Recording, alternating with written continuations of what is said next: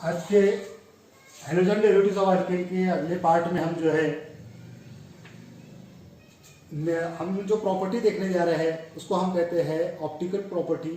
यानी last lecture में हमने देखी है नूरी खासियत वो होती है कि जिसमें वो एक सतही शुआओं को जो है घड़ी के सिंच में घड़ी के मुखालिफ सिंच में घुमाने की ताकत रखती है। ये गैर मतवाजन कार्बन रखने वाली शय के अंदर पाई जाती है। इस खासियत की बुनियाद पर जो है हम वहां पर मालूम करते हैं कि शय जो है दो तरह की रहती है। एक घड़ी के सिंच में गर्दिश करने वाले उसको हम डी फॉर्म कहते हैं, दूसरी एल फॉर्म कहते हैं। यानी शय की दो तरह की खुसूसियात रहती है। ये ड्यू टू वहां पर पीपीएल जो प्लेन पोलराइज्ड लाइट होता है, एक सतही शुआएं जो है उसको घड़ी के सिंच में घुमाना, उस घड़ी के मुखालिफ सिंच में घुमाना, इस खासियत पे से मालूम होता है कि शय में दो तरह की खासियत होती है। एक होता है डी फॉर्म और दूसरा होता है एल फॉर्म। तो नूरी खासियत वो शय बतलाती है जिसमें एक गैर मतवाजन कार्बन होता है, जिसको हम कहते हैं asymmetric carbon atom. Asymmetric carbon यानी गैर मतवाजन कार्बन, ऐसा कार्बन जिस पर चार गिरफ्तें चार मुख्तलिफ गिरोह से या जोहर से पूरी होती है उसे क्या कहते हैं? गैर मतवाजन कार्बन कहते हैं। तो गैर मतवाजन कार्बन जिसमें भी पाया जाएगा उसमें वहां पर मिलती है हमको ऑप्टिकल प्रॉपर्टी, नूरी खासियत उसमें मिलती है। नूरी खासियत में वो दो तरह की खुसूसियात को जाहिर करता है। एक होता है डी फॉर्म जिसको हम डेक्स्ट्रो रोटेटरी कहते हैं,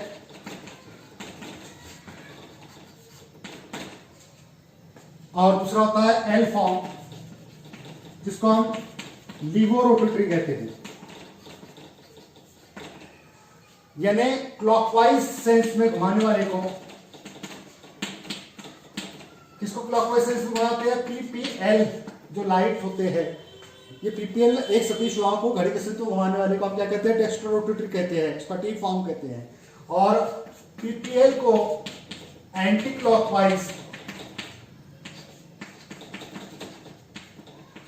क्लॉकवाइज डायरेक्शन में जो घुमाता है उसको हम क्या कहते हैं? एल फॉर्म कहते हैं, लियो रोटेटरी कहते हैं। तो यहां पर हमको जो है 2-क्लोरोब्यूटेन लैक्टिक एसिड या ग्लूकोज वगैरह वगैरह हम इसके एग्जांपल दे सकते हैं जो हमको नूरी खासियत को जाहिर करते हैं, ऑप्टिकल प्रॉपर्टी को जाहिर करते हैं। ऑप्टिकल प्रॉपर्टी के अंदर इसमें जरूरी है क्या है? गैर मतवाजन कार्बन रहना। यानी गैर मतवाजन कार्बन बोले तो ऐसा कार्बन जौहर जिसकी चार गिरफ्तें चार मुख्तलिफ जौहर या गिरोह से पूरी होती है उसे क्या कहते हैं? हम गैर मतवाजन कार्बन कहते हैं। तो गैर मतवाजन कार्बन रखने वाला जो होता है हम उसको जो है यहाँ पर लेंगे, और ये गैर मतवाजन कार्बन रखने वाला जो है अपनी ऑप्टिकल प्रॉपर्टी को जाहिर करेगा, वहां पर नूरी खासियत को दिखलाएगा। तो यहाँ पर नूरी खासियत को दिखलाते हुए उसमें डी फॉर्म भी होगा और एल फॉर्म भी उसका रहेगा। उसका डी फॉर्म जो है वो पीपीएल को प्लेन क्लोराइड लाइट को यहाँ पर घड़ी के सिंच में घुमाएगा, और उसका एल फॉर्म जो है एक सतही शुआओं को घड़ी के मुखालिफ सिंच में घुमाएगा। इसका तजुर्बा हमने निकोल मशीन के जरिए पोलरीमीटर ट्यूब में शय को रखते हुए देखे कि एक सतही शुआओं घड़ी के सिंच में घुमाना, घड़ी के मुखालिफ सिंच में घुमाना, उसको हम उसका डी फॉर्म और एल फॉर्म कहते हैं। तो नूरी खासियत रखने वाली शय के अंदर दो तरह के वहां पे जो है या दो तरह की नूरियत पाई जाती है, उसकी वहां पर डी फॉर्म और एल फॉर्म पाया जाता है। यहाँ पर जो हम अगर से देखें तो यहाँ पर जो है मुतालबा यह होता है कि एक सतही शुआओं को घड़ी के सिंच में घुमाना, ये घड़ी के मुखालिफ में घुमाने की जो खासियत है हम उसको क्या कहते हैं? उसका डी फॉर्म कहते हैं। तो यहाँ पर ये डी फॉर्म जो है या एल फॉर्म जो है इसको हम एग्जांपल के जरिए से वाज़ेह करेंगे कि यहाँ पर अगर जब लेते हैं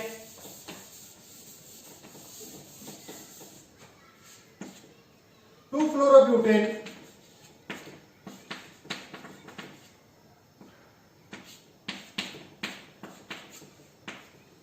ये लिया मैंने 2-क्लोरोब्यूटेन,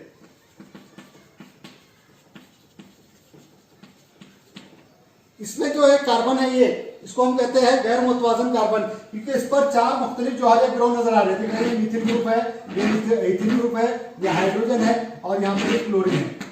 तो ऐसा कार्बन जिसमें चार मुख्तलिफ जो है ग्रोह रहते हैं उसे कौन सा कार्बन कहते हैं? Asymmetric carbon. इसको स्टार से वाज़ेह करते हैं। इस कार्बन को कौन सा कार्बन कहते हैं? Asymmetric carbon atom. Asymmetric carbon atom जिसमें रहता है उसमें ऑप्टिकल प्रॉपर्टी रहती है। ये ना उसके दो फॉर्म होते हैं, एक होता है डी फॉर्म और दूसरा होता है एल फॉर्म। डी फॉर्म और उसका क्या होता है? एल फॉर्म होता है। दो तरह के फॉर्म मिलते हैं। अब यहाँ पर जो है डी फॉर्म और एल फॉर्म, इन्हें आइसोमर दो तरह के होता है उसके, एक होता है डेक्स्ट्रो रोटेटरी या दूसरा लियो रोटेटरी। टी फॉर्म और एल फॉर्म जो है ये नूरी खासियत को किस तरह से वाजे करते हैं या उसकी नूरी खासियत को हम कैसे बताएंगे। तो यहाँ पर डेक्स्ट्रो रोटेटरी या लियो रोटेटरी खासियत जो है ये कैसे वाजे होती है, तो हम ये कहते हैं कि यहाँ पर इसका टी फॉर्म यानी टी टू क्लोरोब्यूटेन और एल टू क्लोरोब्यूटेन अगर हम लेते हैं, ये एक दूसरे के आईने के अक्ष होते हैं, दैट इज मिरर इमेज। ये क्या है, ये मिरर है। यहां पर इस तरह से इसका मिरर इमेज आएगा Cl, यहां पर आएगा हाइड्रोजन, यहां पर आएगा मिथिल ग्रुप, यहां पर आएगा इथिल ग्रुप। यहां पर ये क्लोरीन, हाइड्रोजन, मिथिल ग्रुप, ये इथिल ग्रुप, इसको हम कहेंगे इसका L2 क्लोरोब्यूटेन। क्या कहेंगे इसका, L2 क्लोरोब्यूटेन। यहां पर ये नूरी खासियत जाहिर हो रही है। कैसी नूरी खासियत, both are the mirror images of each other. ये ऐसा आइसोमर है कि इनका सालमी जाब्ता एक ही है, लेकिन उनका स्ट्रक्चर जो है एक दूसरे कैसा रहता है, मिरर इमेज रहता है। यहाँ पर इसको हम कौन सा फॉर्म कहते हैं, उसका डी फॉर्म कहते हैं, डेक्स्ट्रो रोटेटरी, जो कि पीपीएल को घड़ी के सिर पे घुमाता है, और इसका एल फॉर्म जो कि इसको पीपीएल को एक सतीश युवाओं को जो है घड़ी के मुखालिफ सिर पे घुमाता है। और ये दोनों एक दूसरे कैसे होते हैं, आईने के अक्ष होते हैं। इनमें कम से कम एक कार्बन कार्बन होगा। यानी क्या है, देखो ये कार्बन है, इसकी 4 ग्रुप या 4 जोहरों से या 4 ग्रुप से मुकम्मल होती हो। 4 valency of carbon atom is satisfied by 4 different group or atoms, that is called as asymmetric carbon atom। यहाँ पर ऐसा कार्बन जिसकी 4 ग्रुप है, 4 मुख्तलिफ जौहर या ग्रुप से होती है, वो गैर मुतवाज़न कार्बन, जिसमें गैर मुतवाज़न कार्बन है वो ऑप्टिकल प्रॉपर्टी को जाहिर करता है। और ऑप्टिकल प्रॉपर्टी क्या है, तो इसमें डी फॉर्म होता है, डेक्स्ट्रो रोटेटरी की खासियत होती है, यानी पीपीएल को जो है वो क्लॉकवाइज सेंस में घुमाता है, और एल फॉर्म जो होता है वो पीपीएल को एंटी क्लॉकवाइज घुमाता है, घड़ी के मुखालिफ सिर पे घुमाता है। यानी एक सतीश युवाओं को घड़ी के सिर पे घुमाना या घड़ी के मुखालिफ सिर पे घुमाना, ये खासियतें इनमें होती है जो ऑप्टिकल प्रॉपर्टी जाहिर करती है वो शय। तो 2 क्लोरोब्यूटेन की नूरी खासियत को जाहिर कर रहा है। इसमें गैर मुतवाज़न कार्बन कम से कम होना चाहिए, तब वो ऑप्टिकल प्रॉपर्टी जाहिर करेगा। इसमें गैर मुतवाज़न कार्बन है, और इस कार्बन पर जो है हम जो ग्रो देख रहे हैं वो कैसे एक दूसरे के both are the mirror images of each other, एक दूसरे के आईने के वो अक्ष है, they are super impossible of each other. यानी हम अगर एक दूसरे को एक दूसरे पर रखते तो वो बिल्कुल सही तरह से होगी। जैसे यहां पर हम इसको कहते हैं चिरलिटी भी कहते हैं। चिरलिटी यानी क्या है कि जैसे 2 चेयर है, दोनों एक जुड़वा नजर आते हैं, ऐसे हमारे 2 हैंड, इसका हैंड को हैंड पे रखे हम, तो इसका फर्स्ट फिंगर से सेकंड फिंगर से फोर्थ फिंगर से फिफ्थ फिंगर से थंब से जुड़ा है। यानी क्या है, बोतार तो super impossible of each other, एक दूसरे के बिल्कुल आईने के अक्ष होते हैं, एक दूसरे को बिल्कुल सही तरह से रख सकते हैं। इस प्रॉपर्टी क्या कहते हैं, चिरलिटी। जैसे 2 कार्स, 2 सीजर्स और 2 चेयर्स, दैट आर द चिरलिटी। तो इसी तरह से यहाँ पर हम ये चिरलिटी दिखला रहे हैं, काहे में बता रहे हैं 2 क्लोरोब्यूटेन की, लैक्टिक एसिड की, ग्लूकोज की, किसी की भी हम चिरलिटी को जाहिर कर सकते हैं, क्योंकि वो एक दूसरे के आईने के अक्ष होते हैं। ये डी फॉर्म है उसका, ये एल फॉर्म है। यहाँ पर डी फॉर्म एक सतीश को घड़ी के सिर पे घुमाता है, एल फॉर्म उसका घड़ी के मुखालिफ सिर पे घुमाता है। यहाँ पर जो है अगर जब इसकी मसावी मिकदार लेते हैं, यानी डी फॉर्म की और एल फॉर्म की मसावी मिकदार लेते हैं, यानी 25% ये 25% ये, तो उसका डीएल फॉर्म हो जाएगा। या इसका 50%, इसका 50-60% वो उसका मसावी मिकदार हो जाएगी। तो जब हम डी फॉर्म की और एल फॉर्म की मसावी मिकदार लेते हैं तो उससे तैयार क्या होता है, that is called Resnik mixture. उसे क्या कहते हैं हम, रेसनिक मिक्सचर कहते हैं, जहां पर इक्वल अमाउंट होती है, equal amount of D L form लेते हैं हम, दोनों का इक्वल मिकदार लेते हैं, जो प्लस माइनस है या उसको डीएल फॉर्म कहते हैं, इसकी मसावी मिकदार लेते हैं। इन्हें 25% है तो 25% हो, 20% है तो 20% हो, या 50% है तो 50% हो। तो इक्वल अमाउंट जब हम उसकी लेंगे तो वो क्या कहलाएगा, उसका रेसनिक आमेजा कहलाता है, उसको रेसनिक मिक्सचर कहते हैं हम यहाँ पर। तो यहाँ पर जो नूरी खासियत रखती है उसका रेसनिक आमेजा हम तैयार कर सकते हैं। कैसे तैयार कर सकते हैं कि दोनों की इक्वल मिकदार हम मिलाएंगे तब जाके क्या मिल जाएगा, रेसनिक मिक्सचर बन जाएगा। यहाँ पर जो है हम इसका जो है इसकी अगली प्रॉपर्टी हम जाहिर करेंगे, दैट इज कॉल्ड इनांशोमर यहाँ पर प्रॉपर्टी।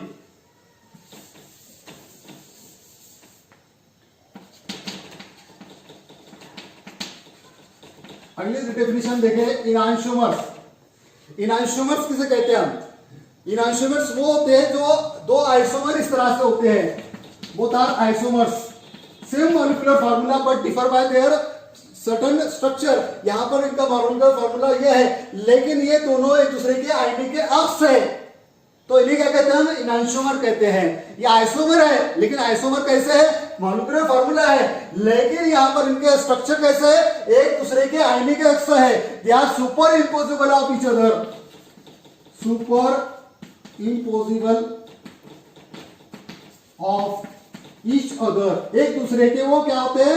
आयनिक के अक्ष होते हैं, और एक दूसरे के आयनिक के अक्ष जो होते हैं उन्हें हम क्या कहते हैं? इनांशोमर्स कहते हैं। ठीक है, क्या कह रहे हैं? एक दूसरे के आयनिक के अक्ष, both are the superimposable of each other, D form या L फॉर्म, चाहे वो लैक्टिक एसिड का हो या 2-chloro-butane का हो, ये एक दूसरे के क्या होते हैं? Super impossible of each other है। एक दूसरे के आयनिक के अक्ष होते हैं, एक दूसरे पे रख दिए जाए इस तरह से होते हैं, तो इन्हें क्या कहते हैं? इनांशोमर्स कहते हैं। ऐसे आइसोमर्स जो एक दूसरे के सुपर इम्पोजिबल होते हैं, यहां पर उनका मॉलिक्यूलर फार्मूला सेम है। आइसोमर यानी क्या है? कि जिनका मॉलिक्यूलर फार्मूला सेम है, लेकिन वहां पे कुछ ना कुछ खासियत में उनके फर्क है। कौन सी खासियत में? कि both are in the form of D और एल, डी और एल फॉर्म में है, लेकिन दोनों कैसे एक दूसरे के आयनिक के अक्ष है। उन्हें क्या कहते हैं? सुपर इम्पोजिबल कहते हैं। तो सुपर इम्पोजिबल रखने वाले या एक दूसरे के आयनिक के अक्ष रखने वाले आइसोमर्स जो होते हैं, उन्हें हम क्या कहते हैं? इनांशोमर्स कहते हैं। यहां पर उन्हें क्या कहते हैं? हम इनांशोमर्स कहते हैं। तो यहां पर इनांशोमर क्या है? कि ऐसे आइसोमर जो एक दूसरे के बिल्कुल आयनिक के अक्ष होते हैं, उन्हें क्या कहते हैं? हम इनांशोमर्स कहते हैं। तो यहां पर ये बहुत 2-chloro-butane का एग्जांपल बताया मैंने, चाहे लैक्टिक एसिड का हो सकता है, ग्लूकोज का हो सकता है, कोई एक एग्जांपल ख्याल में रखिएगा। यहां पर हमने ऑप्टिकल प्रॉपर्टी बताया। ऑप्टिकल प्रॉपर्टी में गैर मुतवाज़िल कार्बन होना लाजमी है। फिर ऑप्टिकल प्रॉपर्टी के अंदर वो एक दूसरे के आयनिक के अक्ष होते हैं, उसका एक डी फॉर्म होता है, उसका एक एल फॉर्म होता है। फिर वो वहां पर जो है उसके रेसमिक मिक्सचर कैसे बनता है, तो दोनों की मसाई मिकदार ली जाए, डी फॉर्म की या एल फॉर्म की मसाई मिकदार को हम क्या कहते हैं? रेसमिक मिक्सचर कहते हैं। उसके बाद में इनांशोमर, ऐसे आइसोमर जो होते हैं जो एक दूसरे के आयनिक के अक्ष होते हैं, वो उन्हें क्या कहते हैं? वहां पर सुपर इम्पोजिबल कहते हैं। तो ये क्या कहलाते हैं? इनांशोमर्स कहलाते हैं। इनांशोमर जो एक दूसरे के आयनिक के अक्ष होते हैं, वो नूरी खासियत रखने वाली शय को हम क्या कहते हैं? वहां पर दैट इज कॉल्ड इनांशोमर्स कहा जाता है उन्हें। यहां पर जो है ये थ्योरी यहां पर खत्म होती है। इसके अंदर जो हम देखने जा रहे हैं नेक्स्ट पार्ट, जो कि यहां पर जो है इसको रिएक्शन देखना है।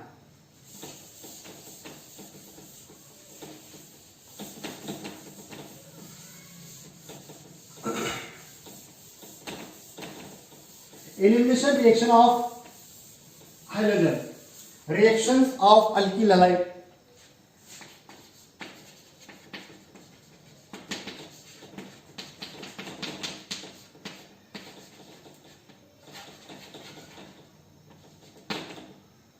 Reactions of alkyl halides. यहां पर हमको रिएक्शंस ऑफ अल्किल हैलाइड्स के अंदर जो है पहली रिएक्शन लिखना है, एलिमिनेशन रिएक्शन।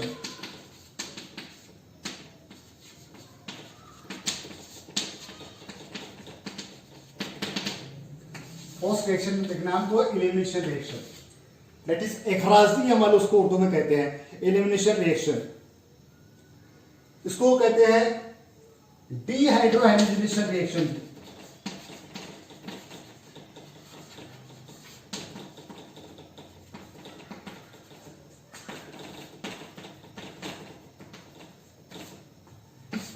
डी का मतलब खारिज करना, डी हाइड्रो इन हाइड्रोजन और हाइड्रोजन इन हाइड्रोजन और हाइड्रोजन खारिज करने का जिसमें अमल होता है उसको हम क्या कहते हैं? डीहाइड्रोहाइड्रोजनेशन या उसे कहते हैं एलिमिनेशन रिएक्शन।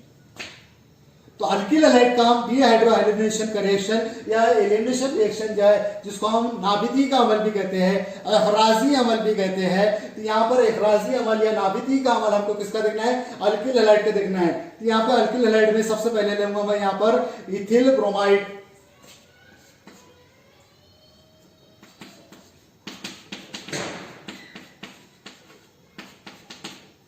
CH3CH2Br, इसका फॉर्मूला है इथिल ब्रोमाइड। इथिल ब्रोमाइड की नाभिकी करेंगे हम पोटैश से, that is alcoholic potash.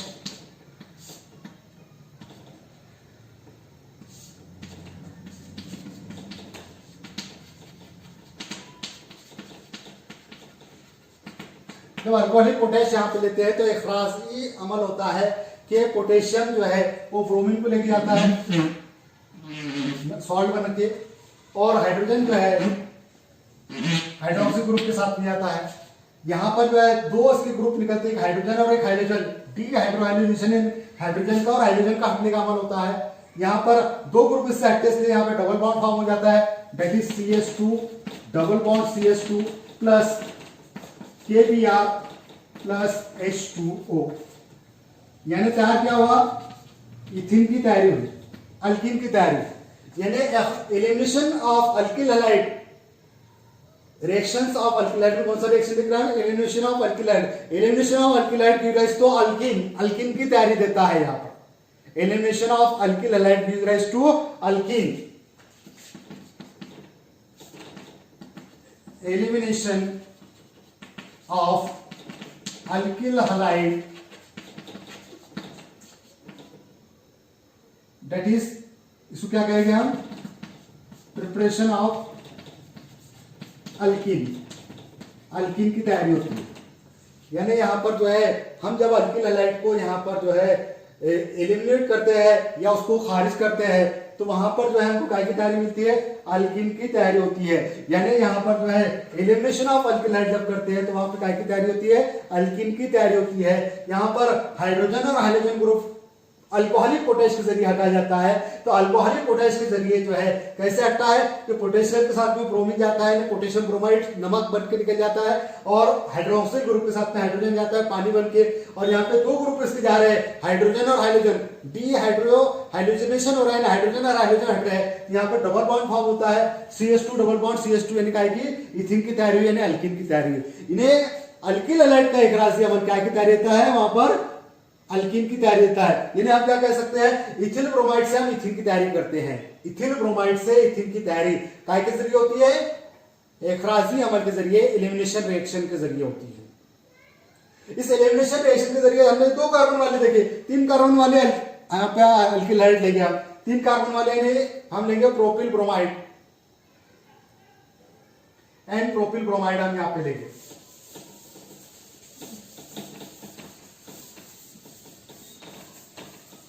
N propyl bromide यानी तीन कार्बन वाला, यहां पर CH3 CH CH2 Br, यहां पर hydrogen, CH3 CH2 CH2 Br, इसका नाम है एन प्रोपिल ब्रोमाइड। इसकी नाभिकी कर रहे हैं हम अल्कोहलिक पोटेश के जरिए, एलिमिनेशन रिएक्शन होगा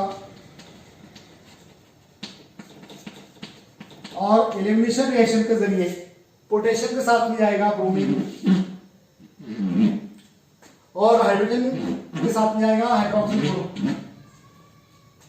यानी हाइड्रोजन और हाइड्रोजन डीहाइड्रोहाइड्रोजनेशन का अमल होगा, हाइड्रोजन और हाइड्रोजन हटने का अमल हो रहा। यहाँ पे दो ग्रुप दो कार्बन से हट रहे हैं, मुतबादिल कार्बन से, अल्टरनेटिव कार्बन से दो ग्रुप यहाँ से हट रहे हैं, एक हाइड्रोजन और दूसरा ब्रोमीन, इसलिए यहाँ पे डबल बॉन्ड फॉर्म होगा। यहाँ पे तैयार होगा CH3 CH double bond CH2 plus KBr plus H2O, इसका नाम है prop 1 in, काय की तैयारी हुई, prop 1 in की, यानी अल्कीन की तैयारी। एन प्रोपिल ब्रोमाइड की अगर हम अल्कोहलिक पोटेश के जरिए नाभिकी करते हैं तो हाइड्रोजन और हाइड्रोजन हटने का अमल होता है, नाभिकी के नतीजे में हाइड्रोजन और हाइड्रोजन मुतबादिल कार्बन से हटते हैं, अल्टरनेट कार्बन से हटते हैं, एक कार्बन से हाइड्रोजन और एक कार्बन से ब्रोमीन हटने का अमल होता है, और यहाँ पर डबल बॉन्ड फॉर्म होता है। यानी अल्किल हैलाइड से हम काय की तैयारी कर रहे हैं, अल्कीन की तैयारी कर रहे हैं, चाहे दो कार्बन वाले हो तीन कार्बन वाले हो तो हम उससे तैयार कर सकते हैं। तो आप लेंगे इथिल ब्रोमाइड का एग्जांपल, और दूसरा एग्जांपल कौन से लेंगे, एन प्रोपिल ब्रोमाइड का। एन प्रोपिल ब्रोमाइड के साथ में अल्कोहलिक पोटेश ले रहे, डीहाइड्रोहाइड्रोजनेशन का अमल हो रहा, मुतबादिल कार्बन से हाइड्रोजन और हाइड्रोजन ग्रुप हटने का अमल हो रहा, वहां पर जो है अल्कीन की तैयारी हो रही। यानी एन प्रोपिल ब्रोमाइड का तैयारी दे रहा, prop 1 की तैयारी दे रहा है, या उसको प्रोपिलीन कहते हैं, आम नाम प्रोपिलीन। इस तरह से हम यहां पे तैयार कर सकते। प्रोपिलीन की तैयारी हमने अगर से देखे तो एन प्रोपिल ब्रोमाइड के साथ में अल्कोहलिक पोटेश ले रहे हैं तो वहां पे क्या की तैयारी हो रही है, प्रोप 1N की, या उसको प्रोपिलीन कहते हैं। यानी हम इस तरह से नाभिकीय का अमल को करते हैं। इसके बाद में नेक्स्ट लेक्चर में हम देखेंगे इंशाल्लाह।